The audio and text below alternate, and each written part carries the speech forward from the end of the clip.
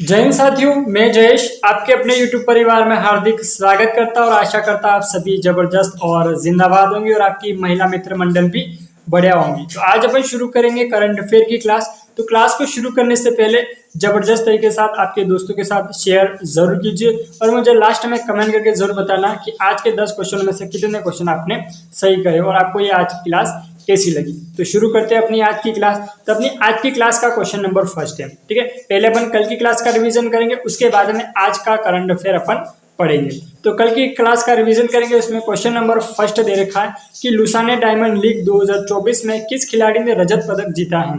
तो जो रजत पदक जीता है वो जीता है नीरज चोपड़ा ने, ठीक है। कौन सा मेडल जीता है? सिल्वर मेडल जीता है। किसने जीता है? नीरज चोपड़ा ने जीता। उसके बाद में एंडरसन पीटर्स ने कौन सा मेडल जीता है? तो उन्होंने गोल्ड मेडल जीता है। मतलब जो एंडरसन पीटर्स है वो पहले नंबर पे हैं। उसके बाद में नीरज चोपड़ा दूसरे नंबर पे है। उसके बाद में जो पेरिस ओलंपिक 2024 हुआ था उसमें पहले नंबर पर कौन था? तो पहले नंबर पर था अरशद नदीम, जो कि पाकिस्तान के थे, ठीक है। पाकिस्तान देश से बिलोंग करते थे। उसके बाद में दूसरे नंबर पर थे नीरज चोपड़ा और तीसरे नंबर पर कौन थे? Anderson Peters. लेकिन लुसाने डायमंड लीग में पहले नंबर पर कौन है? एंडरसन पीटर्स है, जिन्होंने गोल्ड मेडल जीता है, ठीक है। उसके बाद में नीरज चोपड़ा ने कौन सा मेडल जीता है? सिल्वर मेडल नीरज चोपड़ा ने जीता है, ठीक है मेरे दोस्त। उसके बाद में है अगला क्वेश्चन नंबर सेकंड की भारत दौरे पर मलेशिया के प्रधानमंत्री है, उनका क्या नाम है? उनका नाम है अनवर इब्राहिम, ठीक है। ये क्वेश्चन अपन ने सैटरडे को कर दिए थे। संडे को अपनी वीकली रिवीजन की क्लास हुई थी, तो सैटरडे को अपन ने ये क्वेश्चन करे थे, जिनका रिवीजन मैं आज आपको वापस करा। और जो संडे को क्लास हुई थी उसमें भी मैंने रिपीट करवाए थे और आज भी मैं वापस रिपीट कर रहा हूँ, कहीं आप भूल ना जाओ इसलिए, ठीक है मेरे दोस्त। और क्लास को आपने अभी तक भी लाइक नहीं करा है तो लाइक जरूर कीजिएगा और आपके दोस्तों के साथ शेयर जरूर कीजिएगा। आप लोग जितने भी क्लास देखते हैं ना उतने क्लास को शेयर भी नहीं करते और लाइक भी नहीं करते। तो आपको करना क्या है? क्लास को लाइक करना है, शेयर करना है और मुझे कमेंट करके बताना है कि आज की क्लास आपको कैसी लगी। बाकी एक क्लास में कमेंट आया था सत्यनारायण प्रजापति जी का, बहुत अच्छा कमेंट करा था उन्होंने, तो वो भी मैं अपन लास्ट में देखेंगे उनका क्या कमेंट था। उसके बाद में है अपना अगला क्वेश्चन नंबर थर्ड कि मूड ऑफ द नेशनल सर्वे में देश में सबसे लोकप्रिय मुख्यमंत्री कौन बने हैं? वो बने हैं योगी आदित्यनाथ जी, ठीक है। योगी आदित्यनाथ जी किस राज्य के पीएम बने हैं? तो बने हैं उत्तर प्रदेश के। कहाँ के पीएम बने हैं? उत्तर प्रदेश के बने हैं। उसके बाद में अरविंद केजरीवाल जी किस कहाँ के सीएम हैं? तो ये है दिल्ली के सीएम हैं। और विनय कुमार सक्सेना जो कि वहाँ के गवर्नर हैं दिल्ली के। उसके बाद में हो जाएगा योगी आदित्यनाथ जी यूपी के सीएम हैं और यूपी के गवर्नर कौन हो जाएंगे? तो यूपी के जो गवर्नर होंगे वो होंगे आनंदीबेन पटेल। उसके बाद में होंगे एम के स्टालिन जो कि तमिलनाडु के सीएम हैं। और तमिलनाडु के गवर्नर कौन हो जाएंगे? तो आर एन रवि। तमिलनाडु के गवर्नर कौन हो जाएंगे? R N Ravi. अब ये जो ममता बनर्जी हैं वो वेस्ट बंगाल की सीएम है। कहाँ की सीएम है? वेस्ट बंगाल की सीएम है।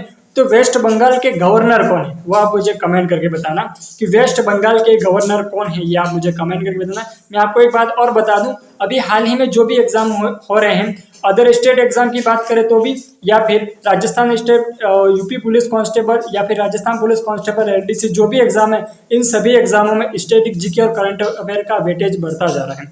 तो मेरे दोस्त ध्यान में रखना, क्लास को बड़े ध्यान से लेना और मैं आपसे ये भी वादा कर रहा हूँ कि बस क्लास में ही याद होगा। बस आपको करना क्या है? क्लास को लेना है, ठीक है। डेली की डेली क्लास लेनी है, आपको याद जरूर होगा, ठीक है मेरे दोस्त। उसके बाद में है अपना अगला क्वेश्चन और मैं जो भी आपको कमेंट करने के लिए बोलूं वो आप कमेंट जरूर करना। कैसे याद नहीं होगा? अपने आप याद होगा, क्योंकि अगर इम्पॉसिबल को भी देखने का नजरिया बदल दिया जाता है ना तो वो खुद बोलता है कि आई एम पॉसिबल, ठीक है मेरे दोस्त। अब उसके बाद में है अपना अगला क्वेश्चन नंबर 4 कि भारत का पहला संविधान संग्रहालय कहाँ स्थापित किया जाएगा?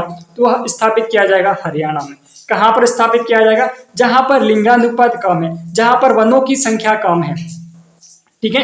कहां पर स्थापित किया जाएगा? हरियाणा में स्थापित किया जाएगा। बेटी बचाओ बेटी पढ़ाओ अभियान कहां से शुरू किया गया था? हरियाणा पानीपत से शुरू किया गया था।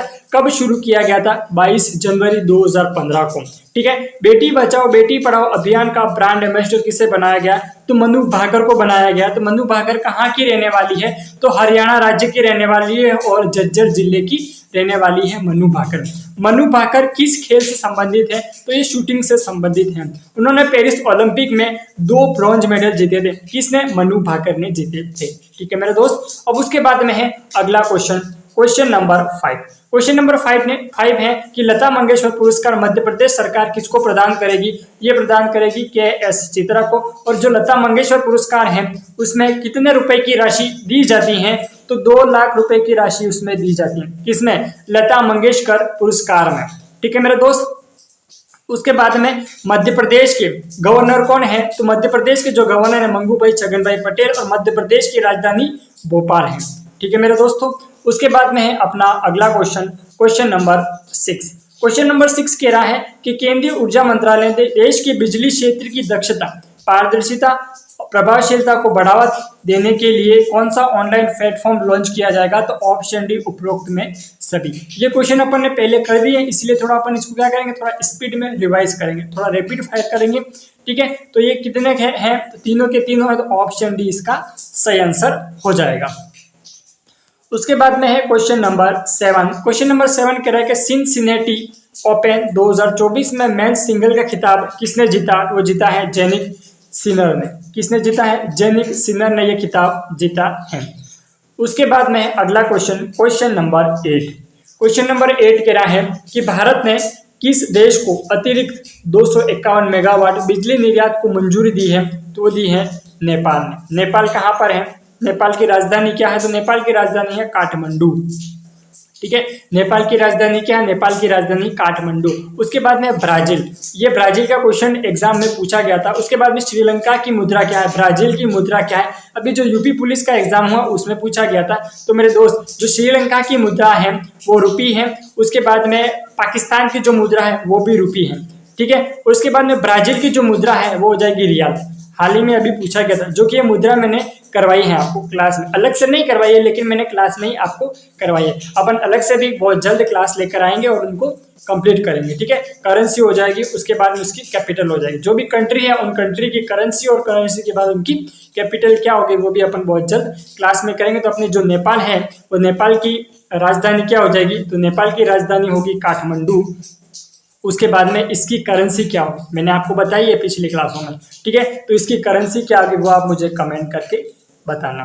ठीक है मेरे दोस्त, इसकी करेंसी क्या होगी वो आप मुझे कमेंट करके जरूर बताना। अब मैं जो भी क्वेश्चन आपसे पूछूं, अब अपन क्या लाइव क्लास चल रही होती तो अपन क्या करते, सीधा आंसर मैं पूछता और आप जवाब दे देते। पर लेकिन ये क्या है, एक रिकॉर्डेड क्लास है, तो इसमें आपको करना है क्या पता है, जितने भी मैं क्वेश्चन एक साथ में पूछूं इन सभी का आंसर आपको क्या करना है, कमेंट में करना, वो भी एक साथ में करना।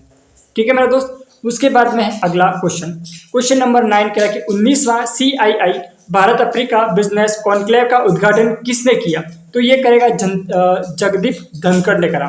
ठीक है, और जगदीप धनखड़ किस पद पर हैं? तो है एक उपराष्ट्रपति है। कौन है? उपराष्ट्रपति हैं। उसके बाद में नरेंद्र मोदी जी कौन है? प्रधानमंत्री है। अमित शाह कौन है? तो ये है गृह मंत्री, होम मिनिस्टर। उसके बाद में नितिन गडकरी सड़क परिवहन मंत्री है, नितिन गडकरी। उसके बाद में अब ये मैंने बताया था नितिन गडकरी सड़क परिवहन मंत्री है। तो ये सड़क परिवहन मंत्री है, तो अपन को कैसे याद करेंगे सड़क परिवहन मंत्री है? तो मेरे दोस्त इसका नाम क्या है? नितिन गडकरी। अब गडकरी, गड समझ सकते, गड्ढे। ठीक है, गड्ढे पड़ गए रोड पे, क्यों पड़ गए? क्योंकि अध्यक्ष बने थे नितिन गडकरी, इसलिए रोड पे क्या पड़ गए? गड्ढे पड़ गए। तो इसलिए सड़क परिवहन मंत्री कौन हो जाएगा? नितिन गडकरी। ठीक है मेरे दोस्त, ये मैं एक ट्रिक के माध्यम से मैंने आपको कैबिनेट मंत्री 3.0 करा, उसमें भी मैंने आपको बताया, वहां पर जाके आप क्लास देख लेना। कैबिनेट मंत्री और मंत्रालय आपको बहुत आराम से याद हो जाएंगे, एकदम जबरदस्त तरीके के साथ याद हो जाएंगे। ठीक है मेरे दोस्त। उसके बाद में है अपना अगला क्वेश्चन नंबर 10 कि भारत यात्रा पुरस्कारों में सर्वश्रेष्ठ हवाई अड्डे के रूप में किसे मान्यता दी गई है? तो राजीव गांधी हवाई अड्डे को मान्यता दी गई है। जो कि राजीव गांधी हवाई अड्डा कहाँ पर है? तो ये हैदराबाद में। कहाँ पर है? राजीव गांधी हवाई अड्डा हैदराबाद में है। उसके बाद में इंदिरा गांधी हवाई अड्डा कहाँ पर है? तो ये है दिल्ली में। कहाँ पर है? दिल वालों के दिल्ली में, और टूटे दिल वालों के दिल्ली भी, टूटे दिल वालों का भी क्यों नहीं है? दिल्ली है, और दिल वालों का भी दिल्ली है। तो इंदिरा गांधी हवाई अड्डा कहाँ पर है? दिल्ली में है, और राजीव गांधी हवाई अड्डा हैदराबाद में है। उसके बाद में है आज की करंट अफेयर 26 अगस्त 2024 दैनिक समसामयिकी, जो कि सभी परीक्षाओं को नस्त नाबूद करेगा। अब आपने अभी तक भी क्लास को शेयर नहीं करा तो मेरे दोस्त क्लास को शेयर जरूर करना। ठीक है, मैं ये क्लास सिर्फ आपके लिए करवा रहा हूँ, ठीक है, मैं आपके लिए इसलिए करवा रहा हूँ क्योंकि आप क्या करोगे, एग्जामों में अधिक से अधिक क्वेश्चन अटेम्प्ट कर पाओगे और आपका सिलेक्शन सुनिश्चित कर पाओगे। ठीक है मेरे दोस्त, तो क्लास को आपको क्या करना, शेयर भी करना है और मुझे कमेंट करके बताना है कि आज की क्लास आपको कैसी लगी। बाकी अपने आज की क्लास का क्वेश्चन नंबर 1 है।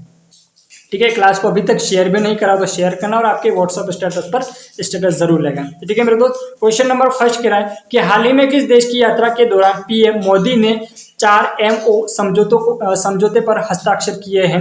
तो कहाँ पर किए हैं? तो यूक्रेन पर। ठीक है, अब ये किस मतलब जो अपने प्रधानमंत्री हैं भारत के, कहाँ दौरे पर गए हैं, किस देश में दौरे पर गए हैं? यूक्रेन में। अब यूक्रेन की राजधानी क्या है? यूक्रेन की राजधानी है कीव। यूक्रेन की राजधानी की यूक्रेन की राजधानी क्या है? कीव। उसके बाद में यूक्रेन की करेंसी क्या हो जाएगी? रियाल। यूक्रेन की करेंसी क्या हो जाएगी? रियाल यूक्रेन की करेंसी हो जाएगी और यूक्रेन की राजधानी क्या होगी? कीव यूक्रेन की राजधानी होगी। ठीक है मेरे दोस्त, उसके बाद में अपना क्या है? रूस। रूस की राजधानी क्या है? रूस की राजधानी मॉस्को। रूस के राष्ट्रपति कौन है? Vladimir Putin. और रूस की करेंसी क्या हो जाएगी? रुपया रूबल रूस की करेंसी हो जाएगी। ठीक है मेरे दोस्त, समझ में आ रहा है? बहुत अच्छे समझ में आ रहा तो क्लास को लाइक जरूर करना है और आपके दोस्तों के साथ अधिक से अधिक शेयर जरूर कीजिएगा। उसके बाद में है अपना अगला क्वेश्चन, क्वेश्चन नंबर 2। हाल ही में भारत के पहले रियूजेबल हाइब्रिड रॉकेट रूमी 1 का प्रक्षेपण किस शहर में किया है? तो वो करा है चेन्नई में। किसने करा है? चेन्नई ने ये प्रक्षेपण करा है। किसने करा है मेरे दोस्त? तो चेन्नई ने ये प्रक्षेपण करा है। उसके बाद में है अपना अगला क्वेश्चन।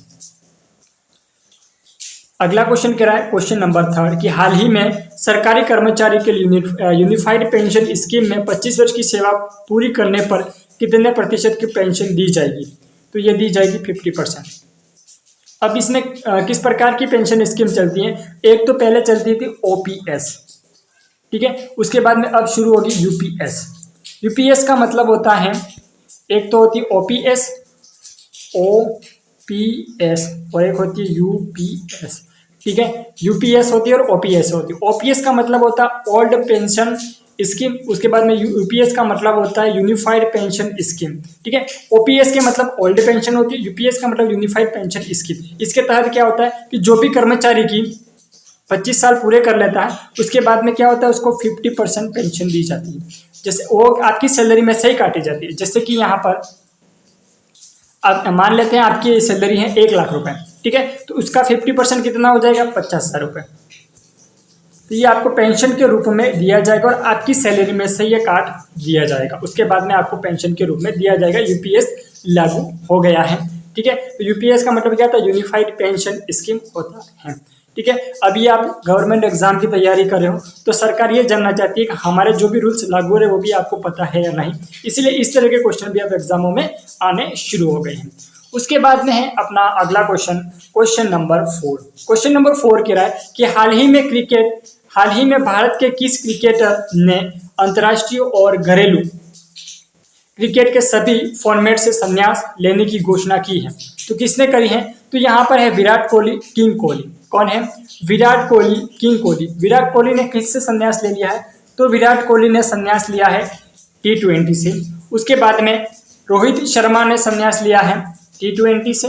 उसके बाद में शिखर धवन है जिन्होंने अंतर्राष्ट्रीय और घरेलू क्रिकेट के सभी फॉर्मेट से संन्यास ले लिया है। और शिखर धवन का एक उपनाम भी है, तो क्या नाम है? तो गब्बर। ठीक है, शिखर धवन का उपनाम क्या है? तो शिखर धवन का उपनाम है गब्बर। गब्बर इज बैक इसका उपनाम है। गब्बर इज बैक नहीं है लेकिन गब्बर इनका उपनाम है। उसके बाद में इसी तरह अपना अगला क्वेश्चन करते हैं, क्वेश्चन नंबर 5। हाल ही में भारत ने पहली बार किस स्पर्धा में एशियाई खेलों के लिए क्वालिफाई किया है? तो किस स्पर्धा में किया है? तो वो करा है सर्फिंग में। किसमें करा है? सर्फिंग में उन्होंने एशियाई खेलों में क्वालिफाई करा है 2024 में।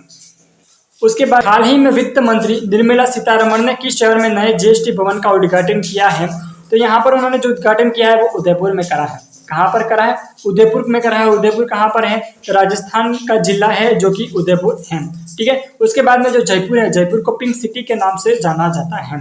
किस नाम से जाना जाता है? जयपुर को पिंक सिटी, गुलाबी नगरी के नाम से जाना जाता है। और हवा महल भी कहाँ पर है? जयपुर में ही स्थित है।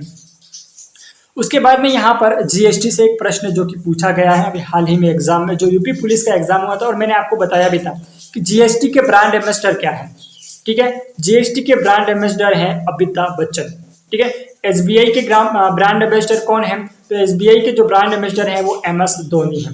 एसबीआई के ब्रांड एम्बेसडर कौन है? एमएस धोनी है।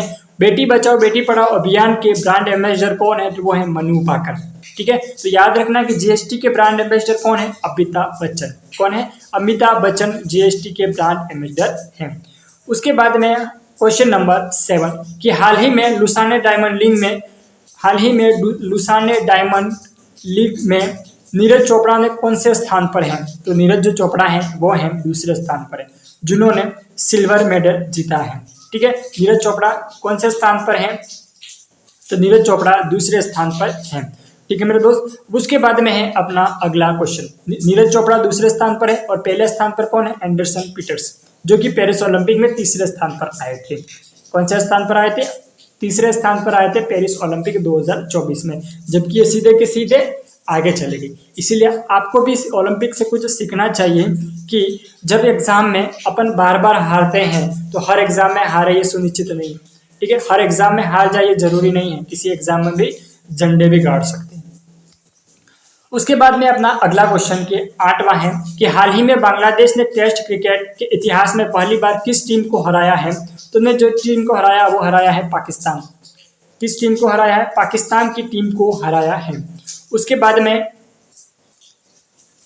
अगला क्वेश्चन कि हाल ही में किस संगठन ने अमेज़न के पुनः नवीकरण के लिए विश्व का पहला कार्बन निष्कासन ब्रांड जारी करेगा? वो करेगा वर्ल्ड बैंक।